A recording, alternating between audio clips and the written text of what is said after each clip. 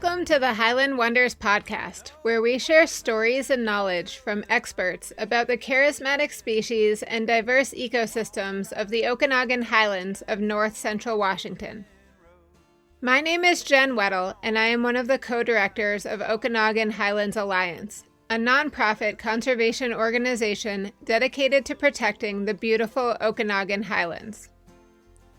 Okay, here goes.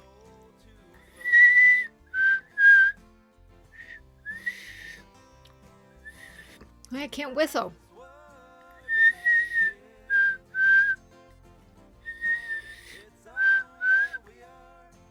This is going to come as a surprise, but that was actually me, not a black-capped chickadee. This was one of the songs that accompanied my walk last week. There was also groups of juncos, and if it's okay with you, I won't share that one. I'm still working on it. But it seemed to me that they were chatting as they sunned themselves on the bare branches of the trees, while the red-tailed hawks circled and screamed overhead. Although snow still covers the ground, the sunshine and warmer temperatures of February seem to be pepping up the birds in our neighborhood. It's really cool timing because President's Day weekend is coming, and what this means for birds is the Great Backyard Bird Count is coming. If you've been considering getting into birdwatching or finding out what it's all about, this is a great opportunity. If you're an avid birder already, honestly, every day is probably the Great Backyard Bird Count.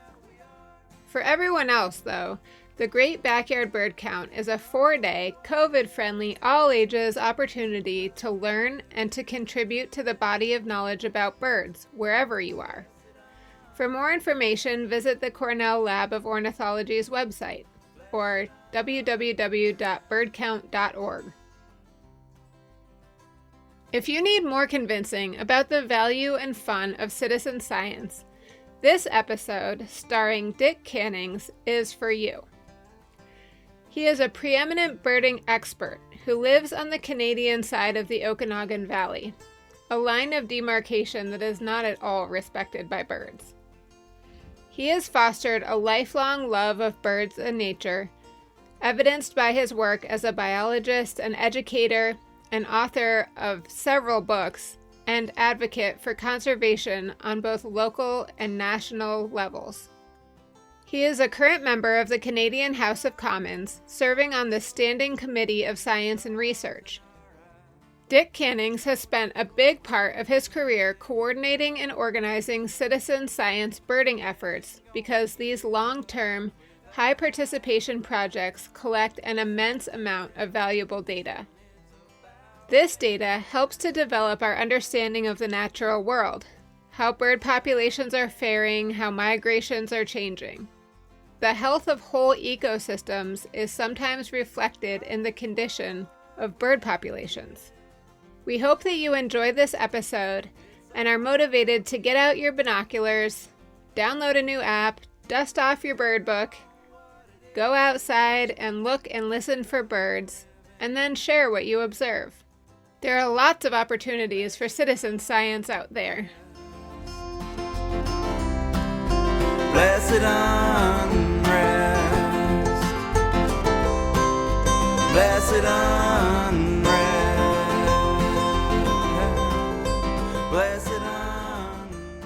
My talk is The World Needs More Birders. It might be very obvious to a lot of you why that is, but for some people it's a bit of an odd statement why birders are important to the world. And I'm going to start off with a couple of stories about birders and what they've discovered, and then talk a bit more about why birds are important, why we should study them, and then finish with a series of examples of the citizen science that you can get involved with. So the first story I have is the longest story, so bear with me. I tend to ramble on this story because it's kind of an important story in my life and where my life has gone. And that's the story of the flammulated owl. A lot of people haven't heard of the flammulated owl. It's an owl probably with a name longer than itself. It's a very small owl. It's about the size of a small coffee mug. Along with the pygmy owl, it's the smallest owl, in this part of the world. They're about 5-6 inches long. They weigh a couple of ounces. And they eat bugs, and they go to Mexico for the winter. When I was growing up in Penticton, my parents were always impressing on me what a special place the Okanagan was. In the Canadian side of the Okanagan, there's a lot of birds and plants and animals that are found only in the Okanagan Valley of Canada that aren't found anywhere else in Canada. So, once you cross the border, of course, you have to contend with Oregon and California. And way, I know biologists here are more interested in the Canadian things that are up in the highlands. So, here you have the Okanagan Highlands Alliance. Across the border, we're always worried about the valleys because that's where all our interesting things are. One of the species that was held up as one of the real special species of the Okanagan Valley of Canada was the fly-mulated owl. Although then it was considered so rare as to be almost mythical. When I was growing up, one had washed up on the beach in Penticton in 1902. Another had been shot by a geologist in 1937. That was it.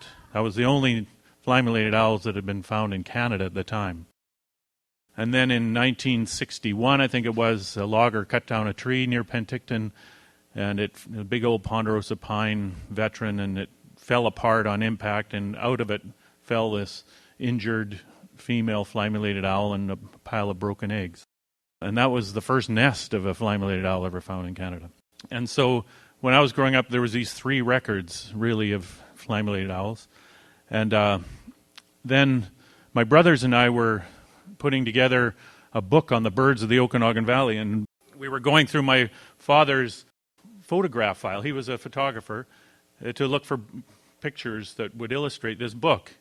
And there in one of his files was a thing labeled young screech owl, and it was a baby owl sitting on my mother's hand. And we looked at this picture, and it wasn't a screech owl at all. It was a baby fly-mulated owl. It's a little downy owl with dark eyes. These owls have all dark brown eyes. Most little owls have yellow eyes. He doesn't have feathering on his toes like the big owls. And so that's what we noticed. And my dad said, we thought that was a screech owl. It was in our garage in Summerland in 1947. So we immediately thought, boy, if there's a fly-mulated owl in our garage, they can't be that rare. Because these owls were considered rare all through their range. Roger Torrey Peterson, I'm sure, had never seen one when he wrote his field guide. They weren't well known anywhere. And at the same time as we made this discovery of this picture in our files, I heard of a biologist in California who had discovered that if you actually went out at night and hooted like a fly-mulated owl, they were kind of all over the place. If you went to the right habitat.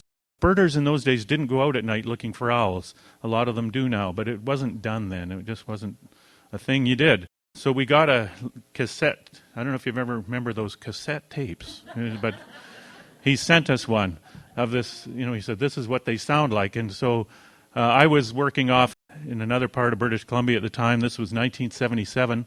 So my parents went out into the woods at night with this cassette and their tape recorder, and they went to the place where this logger had cut down the tree. They couldn't find any. And eventually they gave up and just went into the woods behind the house, maybe 3 miles behind their house. And lo and behold, they got an answer right away. So I rushed down there as soon as I could get there, about the middle of July. So I got there about 2 weeks later. We hooted and we played this tape, and I was so anxious to see this mythical owl, and nothing was responding. I was getting kind of depressed. I figured, we'd missed it. They stop hooting in the middle of the summer when the young are active.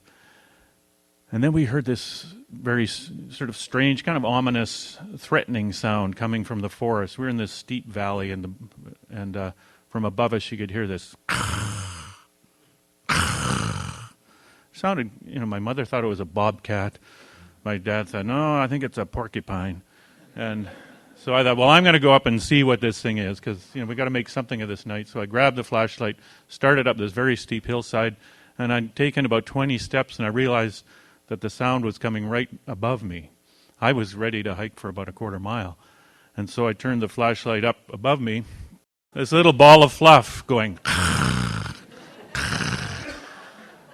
And we've discovered then that that's the sound that a hungry young fly-mulated owl makes. I don't know if anybody had ever heard that before. So we were naturally very excited, and we sat around there for about an hour and watched the adults come and feed the young. one rule of the bird world is once you leave the nest and can fly at all, you're as big as you're ever going to get. So if you see a little bird sitting next to a big bird in your backyard, the little one is not a baby. It's either like a male, or there's sex differences or there's species differences, but there generally isn't age differences in bird size. So we were very excited about this here. We'd kind of rediscovered this mythical owl. So we knew they were nesting in the area because here we had young. And so we spent the next 3 years looking for a nest. These guys, like a lot of little owls, nest in old woodpecker holes. And we walked all over these hills looking for cavities. And we never found a nest of a flammulated owl. We could hardly find any woodpecker holes in that part of the woods for whatever reason. So in 1980, my dad said, he says, I've got this screech owl box that I've had in my yard, and the screech owls have never nested in it. All we've been getting is starlings, or occasionally get a flicker, and the starlings throw the flicker out. He says, I'm going to put it up by this flammulated owl site and see what happens. And I thought, he's rediscovered this owl. Now he wants it nesting in his nest box. And so he stuck this box up, I think in the 1st of June or the end of May, and 2 weeks later, we had a flammulated owl nesting in it. The reason I'm telling you this story is that what happened was, of course, once you discovered a rare owl like this, all our friends wanted to see it, so all the birders from all over Canada really came to our place in Penticton, and we'd take them out, show them these owls, and especially the ones from the interior of British Columbia, the southeastern part of British Columbia. They went back to their homes, and they realized, we have this habitat there. It's just in this kind of mix of Douglas fir and ponderosa pine. And they went outside at night in their backyards, and lo and behold, they found flammulated owls too.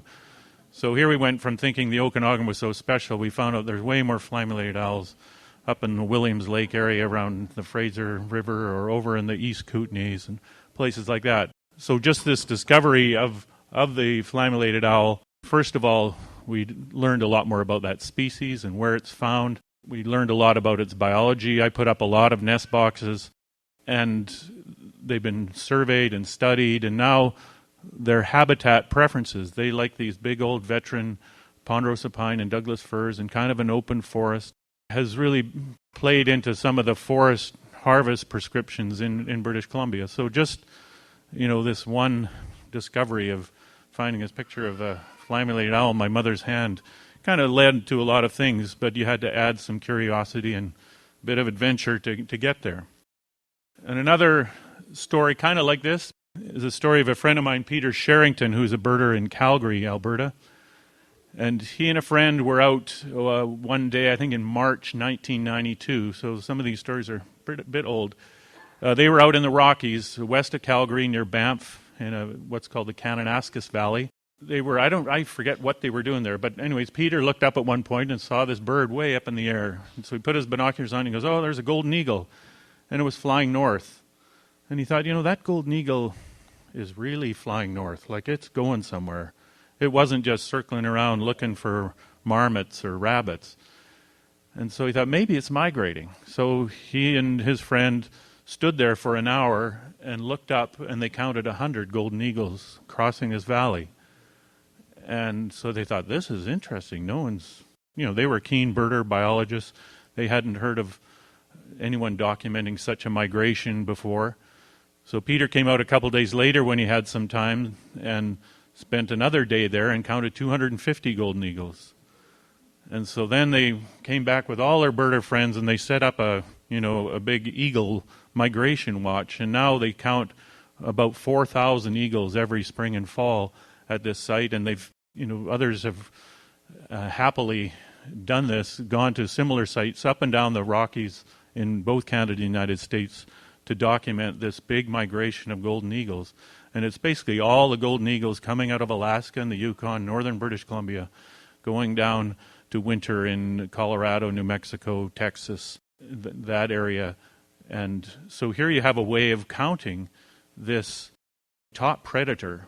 Why bother counting golden eagles? Well, it's a top predator. It's an indicator of the health of that whole northern ecosystem. It's basically impossible to count them when they're up there nesting. They're nesting in total wilderness. You can't get to their sites. And here we have a way of just sitting there. They just put out their lawn chairs and watch them fly over. And so it's just a really remarkable a way of monitoring a huge ecosystem by sitting in one valley in the Rockies in the spring and fall. And it was discovered by people out birding. They were traveling singly, but, if you're at the right season and when the weather conditions are right, there's just a steady stream of them. They love those Rockies. The reason they love this area is, the Canadian Rockies especially are quite different from most of the American Rockies in that it's all these thrust faults. So you have miles and miles and miles of ridges all in a line. And the wind currents on top of those ridges are such that these eagles can just soar and it's like tacking with the wind. They're just making time, banking off the west wind, heading north. And so when the winds are right, you just get a steady stream and you're just counting 1, 2, 3, 4, Those are the two stories I wanted to kind of set the stage of what I'm talking about tonight, and the rest is going to be less interesting probably. But why are we interested in counting birds? And I alluded to that with the golden eagle story. The golden eagle, top predator, you can get a good idea of the health of that ecosystem. The nice thing about birds is that there's enough species. Say there's 600-700 species in North America that people are watching. They're found in every habitat. Each one is found in its own certain habitat, or you can divide them into groups, grassland birds, pine forest birds. So if we monitor their populations, we can get an idea of the ecosystem health of all those habitats. Now, you could do this with other things. You could do it with mice. You could do it with shrews. It's just that shrews are harder to see. They're hard to identify. Shrews identify themselves by how they smell. And there's not that many people out here that can identify a shrew by its smell. A friend of mine who did his PhD on shrews could. You could hand him a trap and he would smell it and he'd say, "This is a female dusky shrew," and he would be right. But it's a rare talent. And it's not a popular thing. You don't get the Okanagan County Shrew Club. The nice thing about birds, of course, is that they're attractive to us. And why are they attractive to us? Well, they live in our world. They see the world the way we do, and they interact with themselves in the world the way we do.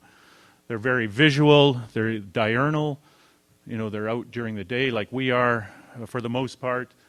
They're brightly colored. Why are they brightly colored? Because they see in color, and they identify themselves by the color patterns in their plumage. And just like, we see the world that way. We can easily identify birds because we figure out the world the same way they do. And because we can easily identify them, because there's lots of them, because they're attractive, they sing. So again, we also react to sounds. But, sounds in our pitch level, it's not like we're dogs or cats that can hear much better than we can. Of all the animals in the world, birds are the ones that we can monitor their populations most easily because they, as I say, they're living in our world. One of the things I've done over the past while is I've sat on a committee in Canada that declares things endangered or threatened or special concern. It's called the Committee on the Status of Endangered Wildlife in Canada. For 8 years, I was the bird guy on that committee. And there would be, people that worked on fish, people that worked on whales, people that worked on moss. They were always jealous of me, the bird guy, because I had data. And I had data because I had this army of bird watchers helping me. And they didn't have it, So, birders, this is, my army of people that help me in what I do in my career, what I do in my job. There's estimates that there's 50 million birders in North America. That's 1 in 5 people. That's a kind of pretty lax definition of birder, I think. Those are just people who have an interest in watching birds. Many of them might have a field guide. Some of them won't. But they like watching birds. When you ask them to fill out a questionnaire, that's one of the things they like doing. About 2/3 of these are what you might call backyard birders. They like putting up feeders. They might know a finch from a chickadee or something like that. But they like watching the birds in their backyard. And just the other day, I got the new edition of the Birding. The American Birding Association has a magazine called Birding, and the feature article in it this month sort of grabbed my eye because it was called Birding with Daryl Hannah. And I thought, boy, didn't know Daryl Hannah was a birder. And I opened it up, and of course this was a big interview, and it turns out Daryl Hannah was one of these kind of, I like kind of looking out the window at birds. I think she actually had binoculars and a bird book, but she said, I don't keep a life list. Well, that's, a lot of birders would draw the line there. They say, you'd have to keep a life list to be a real birder. I don't really think that's necessary, but what surprised me was that there's an estimate there's 3 million people in North America that actually keep a list of birds they'd seen. So that's pretty serious stuff. I don't know how many people in Tonasket, but you have to do some dividing to figure out how many people in Tonasket are birders. But I figured in Penticton it meant like 300 birders in Penticton, and I know like 50 of them. So there's a lot of closet birders out there. And I've met them. I've been on a plane out of Penticton, and the woman next to me, who I don't know, I've never seen her before, turns out she's lived in Penticton for 30 years, and she's got a field guide to the birds of Ecuador on her lap. And I thought, what? That's a pretty serious birder to have that book on your lap. So they're out there. All these birders, these millions of birders across North America and the world, are out there looking at birds every day. They just love counting birds. They keep notes in their notebook, some more assiduously than others. But a lot of them are very happy if you go to them and say, would you mind going out next weekend and doing what you're normally doing? Just go out and count birds, but do it in this way and tell me what you see. A lot of them are very happy to do that. And that's where we get all this data from these citizen science projects. The breeding bird survey is one of the most important. It's probably one of the least known among the sort of not so serious birders. The Christmas bird count is fairly well known. We have breeding bird atlases. I know there was one done in Washington a few years ago, and there's one just being finished in British Columbia now. There's owl surveys, eBird, which I'll talk about later, and migration monitoring stations, and the list goes on and on. But those are some of the ways that we can gather data on birds. And most of these surveys are really trying to establish some sort of monitoring of bird populations. They were trying to get data to see how bird populations are changing year to year, so we know which ones to get worried about. So the first one I just wanted to talk about was the breeding bird survey. This is, as I say, one of the most important surveys for various reasons. One is it's been going on a long time. It started in the late 60s. It was designed as a survey from the start. It was designed as a serious, biological survey, so it's got pretty strict protocols about how you do it.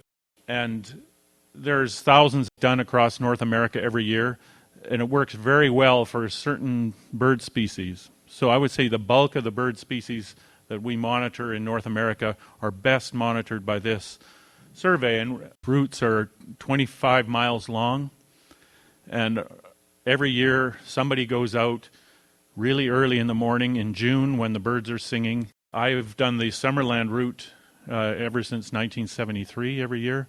You get out there, I have to start at 4:20 a.m. So it does require each birder to once a year get up early and spend a morning doing some serious surveying. And you drive along those routes, you stop every half mile, and then you get out, you listen for 3 minutes, and you write down all the birds that you see and hear. And I would say about 90% of the birds you write down are birds you've only heard. So one of the requirements for doing this route is you have to know your bird songs. You have to know how to identify birds by their songs. And that takes a fairly serious birder. The other thing it needs is a road.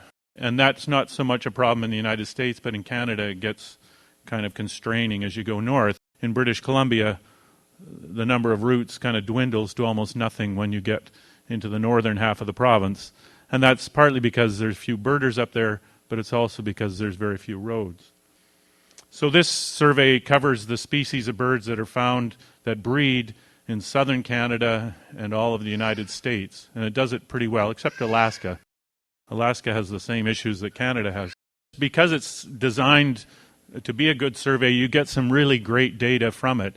And you can monitor the population trends in these widespread common species that otherwise you wouldn't know for sure are not doing well.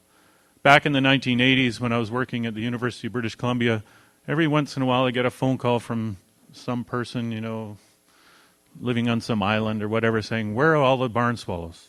We used to have barn swallows here. They're not here anymore." And I thought, oh, this person is probably, getting old and forgetting, what barn swallow populations really were like, and maybe the weather's been bad and her barn swallows aren't back this year, et cetera, et cetera. Well, it turns out they were right. In Canada, barn swallows were doing okay until the mid-'80s and have just gone off the cliff since then.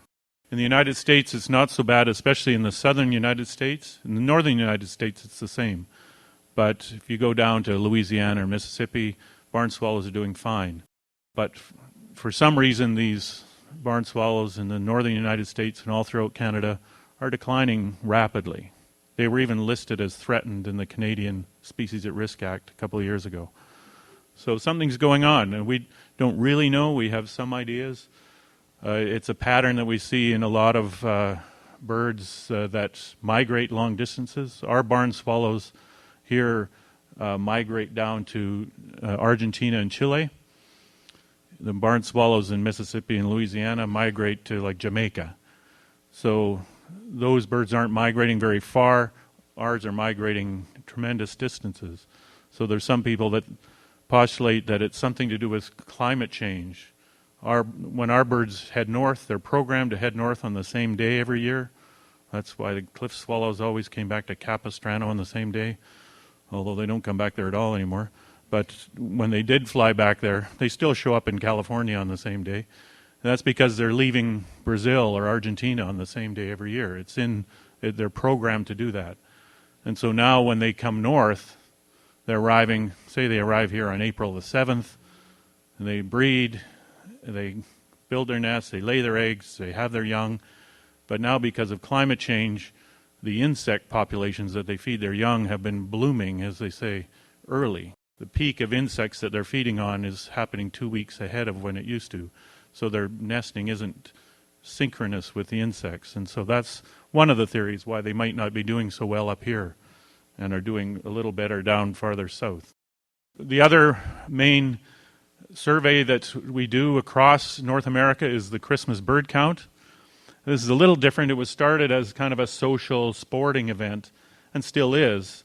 But because there's so many counts done, and we do keep track of the effort involved, we can use this data for some important species trends. And it's especially good for those species that nest in northern Canada and Alaska that aren't covered by the Breeding Bird Survey, but migrate down into southern Canada and the United States for the winter where they can be counted. And so these counts are done in 15-mile diameter circles on one day between December 14th and January 5th. And there's 2,400, I think, counts done now every year.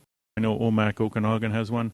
The Bridesville count has a big bite out of the Molson area, so every year we have to count that. So if anybody's interested in helping us out with that count and wants to count birds in the Okanagan Highlands, get in touch with me. And also the Osuyas count takes in part of the Similkameen Valley. These are done all across North America, and as I say, they provide us with data on some other species that we don't get data from the Breeding Bird Survey.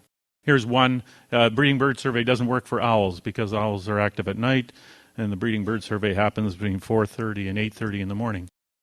But here's some data from the southern coast of British Columbia on screech owls over the last few years on Christmas bird counts. Back in 1983, we would see about one screech owl every hour on a count in Vancouver and Victoria, that area, and that's declined to basically nothing now.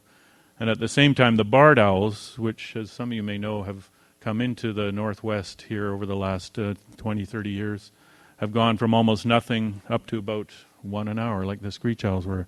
And we strongly suspect that the barred owls, it's not just competition, but the barred owls are actually eating the screech owls. The western screech owl was just listed as threatened in Canada a few years ago based on data like this from the Christmas bird count.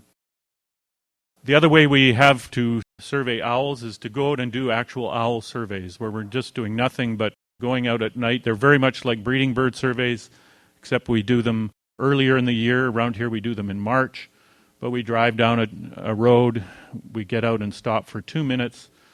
We don't have to stay for 3 minutes because there's just fewer owls calling than there are songbirds. And we do 20 or 30 stops before calling it a night. And we've gathered some pretty interesting information. The northern saw-whet owl, which is certainly the commonest owl around here. I used to think the Okanagan was going to be the world center for saw-whet owls, but what we discovered when we started doing these surveys was that they're actually much commoner up in central British Columbia. Bit of a surprise to me. It's very different up there, spruce forests along rivers. So that's what you get when you go out at night and listen for owls. You learn stuff. We also have a coastal waterbird survey in British Columbia. A lot of these ducks that winter along the coast of the Pacific Northwest, they don't migrate down into southern United States where they get counted in all the wildlife refuges in Texas and whatnot. So we thought it would be important to monitor some of the species such as Barrow's goldeneye that are really the world's main population center in winter is in Puget Sound and Georgia Strait area. These data sets get more and more valuable the longer they go. We've been doing the breeding bird survey now for almost 50 years. The Christmas count has been going on for over 100 years. Another sort of step in the process is when we find, say, a species is declining, we might want to know why is it declining. Well, one of the reasons it might be declining is because it's not breeding very successfully. So we have nest record programs. You can go online and report the nests that you find. Just go to nestwatch.org and you can report all the nests that you find, how many eggs they have, how many young hatch, how many young fledge, that sort of thing. Incredibly valuable data for biologists to know what might be going on behind the scenes in some of these population changes. And another really cool way of monitoring birds, and this kind of fills in one of the last big gaps in terms of the species that we are monitoring. As I say, the breeding bird survey took care of the birds that bred in the lower 48 in southern Canada. Christmas count took care of the ones that nested in northern Canada and Alaska and wintered in North America. But there are species that nest in northern Canada and Alaska and winter in Central and South America. And there's about 70 species like that. And so these species we monitor through a migration monitoring network. I don't know if you remember back in the 60s, we used to have the dew line across Alaska and northern Canada. We sat there watching for the Russians. Well, this is sort of like the dew line, but we're counting birds as they go by in a very set way. We put up mist nets, we catch the birds, we band them, we also count birds just seen flying over. And there's about 25 of these stations across southern Canada, and one of them is in the United States, Whitefish Point in Michigan. And every year they're monitored at least in the fall. The fall is the most important time because then we can see how many young are crossing through.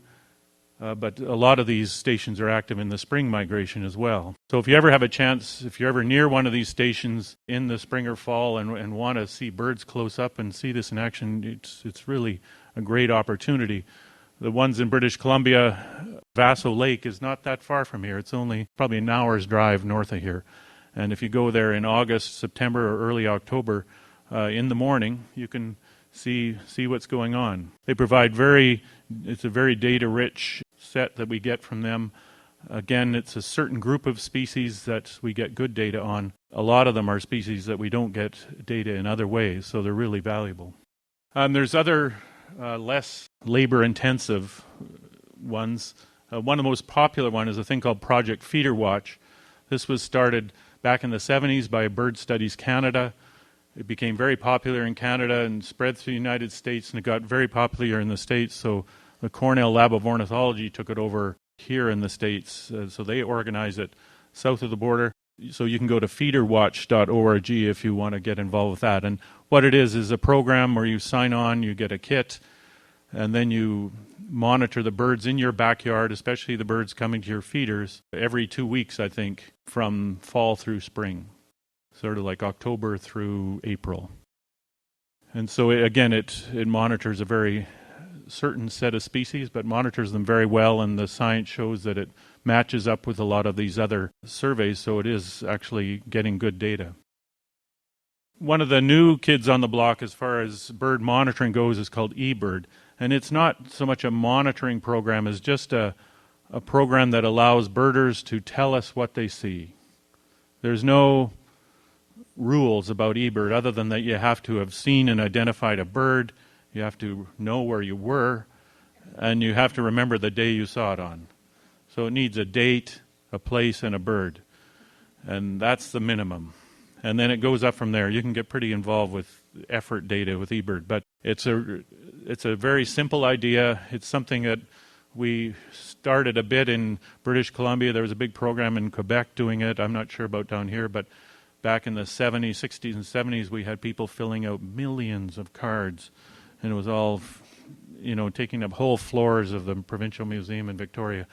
And finally, the manager said, "Stop," But luckily, computers came along. So eBird was started in 2002, and it was kind of clunky at first because the computers and the internet weren't really up to speed. But in 2005, they upgraded it, and it just gets upgraded monthly almost now.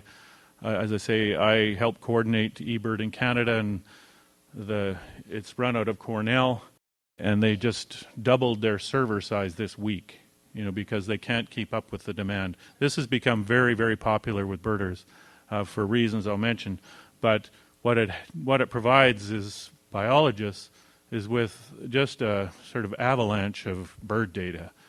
And there's so much of it that sometimes you feel a bit overwhelmed, but you can sift through it. And I'm sure in the future this will be providing the data that will give us some really good bird population trend data and distribution data.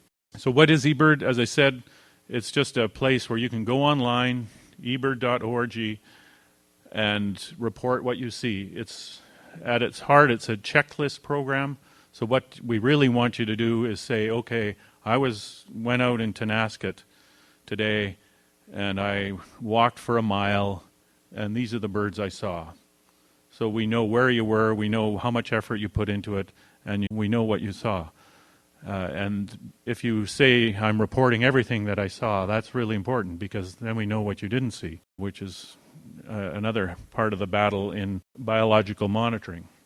And what comes out of it is just an amazing amount of what we call data visualization.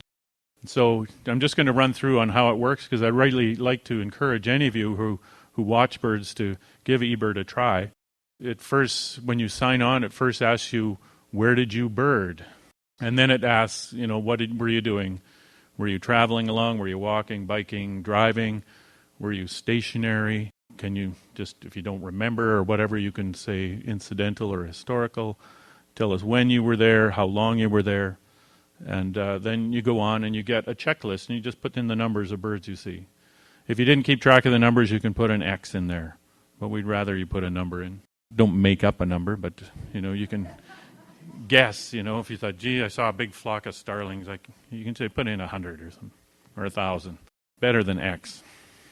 So you just fill in the numbers and you're done. And if you do this often enough, you get some amazing amount of data that you can then visualize. You can go back into eBird and say, give me a list of birds that's been seen at that spot.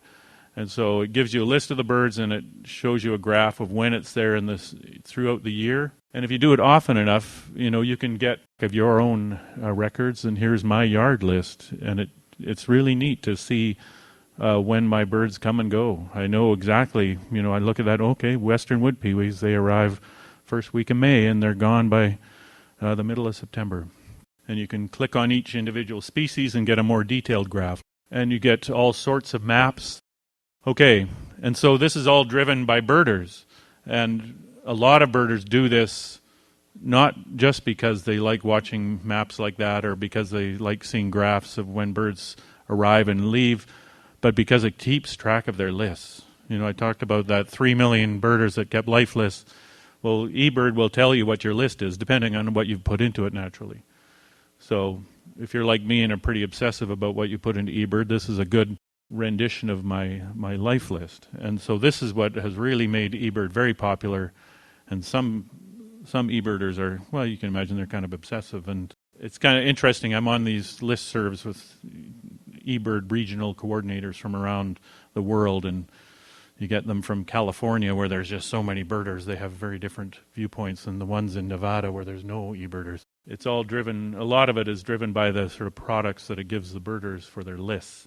Okay, I just wanted to mention the Great Backyard Bird Count. It's the next big thing that's coming up. It's a weekend. It's not like 2 weeks. It's always the weekend that has President's Day at the end of it. So it's the Friday to Monday of that weekend. It's another thing run by Cornell. It was started by Cornell, I think, in 1998. And it's kind of like get to know eBird. I like to think of the Great Backyard Bird Count. It started out as a backyard bird count. They wanted people to just tell them what they were seeing in their backyards, get people kind of involved in citizen science. I sort of think of it as kind of a gateway drug to eBird, because what you do now in Great Backyard Bird Count is basically go through this Great Backyard Bird Count webpage where there's a lot of information on how to identify birds and why this is important, and if you want to know the differences between house finches and purple finches and house sparrows and song sparrows. So it's very helpful in that way. But really, you go on and you are entering data into eBird. So the Great Backyard Bird Count, you don't have to do it in your backyard. You can go up anywhere you want, into a city park or your favorite birding spot. You have to spend at least 15 minutes. That's the one thing about backyard bird count. You have to spend 15 minutes in that spot. And it's been very, very popular. Okay, I think this is the last thing I'm going to talk about, I think, and that's breeding bird atlases. These are really great projects to get involved with it, because they not only get you out birding, but they get you out exploring your part of the country, getting out into places you've never been before. You know, I grew up in the Okanagan Valley. When we did the Breeding Birds of British Columbia Atlas, I saw parts of the Okanagan I'd never seen, because they just were hard to get to, and they didn't look on a map as if they would be interesting, and yet we've discovered some really cool things there. So what atlases are, and there was one done here in Washington back, I think, in the late 80s. This is when I learned about Okanagan County. I loved atlasing so much, I came down here as much as I could and explored Okanagan County a lot during that project. This project, just the field part just finished, and now we're publishing it online, and it's going to be free. Usually when you did atlases before, you'd get this giant book, and it would cost like $100. And now we've decided to do away with the book, because no one will pay us to publish it, and we're just going to put it online. This is how it works. We sent birders out into 10-kilometer square squares, I guess. We use kilometers up in Canada, as you know. And they have the UTM system runs on kilometers and meters, and so it was easy to tell people where to go, as they say. The trouble with British Columbia is it's quite big, and there's 10,000 of these squares in British Columbia, and there was only about 500 or 1,000 birders doing this, and so it was hard to cover the whole province. From that data, and we got them to do all sorts of other kinds of counts within these squares, so we can generate maps. It's very neat to see all this coming out now that we've got all that data. So just to finish off, all these things I've been talking about, all this citizen science, all that data gets put into a big data set, or actually several big data sets around the world. One is called GBIF. I don't know, what is it called? The Global Bird Information something. And then another one is called the Avian Knowledge Network. And the Nature Counts is a Canadian node of the Avian Knowledge Network, but it's actually one of the more user-friendly nodes for the whole thing. So if you're a biologist or just some data guy who wants to see all these numbers, you can download all this data, a raw form, through these things. And this is how scientists go in and work on it. Feeder Watch, there's over 8 million data points there from the eastern United States. Christmas bird counts, we got 6 million data points. So it's a huge data set, and it's very, very powerful, and really is important, as I say, for conservation biology and biology in general around the world. And so I think I'll end there. I could go on all night. If you want any more information, you can send me an email, or you can go onto my website. So thank you.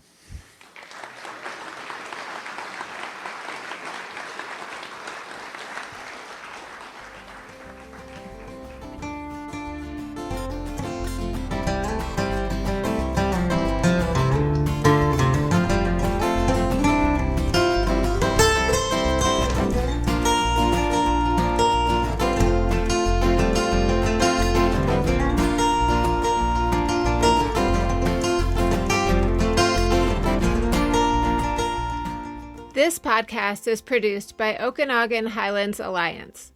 OHA is located in Tonasket, a town in the heart of the Okanagan Valley of north central Washington. We are inspired by the beauty and diversity of the landscape that surrounds us, from the aspen and conifer forests to the highland lakes to the tumbling creeks that descend to the wide, glacier-carved Okanagan River Valley. We engage in environmental advocacy, habitat restoration, and educational activities in our efforts to protect local ecosystems for future generations. To learn more about OHA or to become a member, please visit our website, okanaganhighlands.org. Thanks to Dick Cannings for providing the presentation. Check the show notes or OHA's education webpage for more information about citizen science opportunities and how to participate. Thanks also to Humanities Washington for supporting Season 2 of the Highland Wonders podcast. Theme song written and performed by Tyler Graves and Andy Kingham. Blessed